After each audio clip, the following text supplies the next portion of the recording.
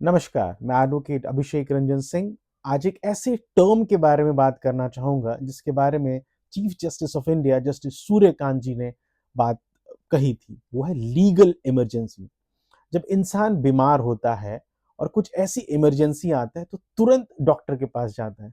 क्या आपने सोचा कि हमारा लीगल सिस्टम भी इतना साउंड हो और कभी-कभी ऐसी ज़रूरत आ जाए और आपको कोर्ट्स पे जाना पड़े रात को 9 बजे?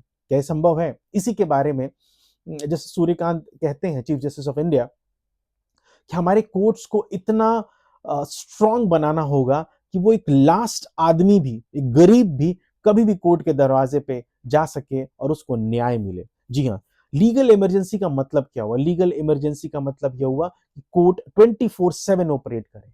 हर उस जरूरतमंद इंसान के लिए कोर्ट हमेशा ओपन रहे ताकि उसको न्याय मिल सके।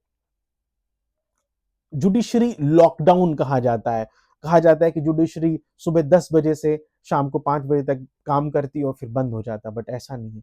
कुछ ऐसे मुद्दे हैं जैसे हेबिस कॉर्पस का मुद्दा हो गया, मेडिकल इमरजेंसी का मुद्दा हो गया, जहां पे टाइमिंग और इम्पोर्टेंस, टाइमिंग बहुत जरूरी है, न्याय मिलना अति आवश्यक है और कोर्ट अगले दिन खुलेगा। ऐसे मुद्दों में क्या कोर्ट खुले रह सकते हैं?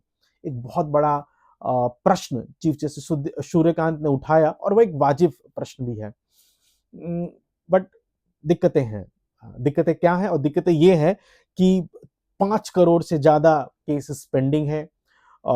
मोर देन 30% वैकेंसीज हैं जजेस की कोर्ट में, तो इंप्लीमेंट करने में दिक्कत आएंगी। इंफ्रास्ट्रक्चर प्रॉब्लम है, बट ऐसा नहीं कि नहीं हो रहा है। कई देश जैसे यूके में ड्यूटी मैजिस्ट्रेट्स होते हैं, यूएसए में, अमेरिका में नाइट कोर्ट्स भी हैं।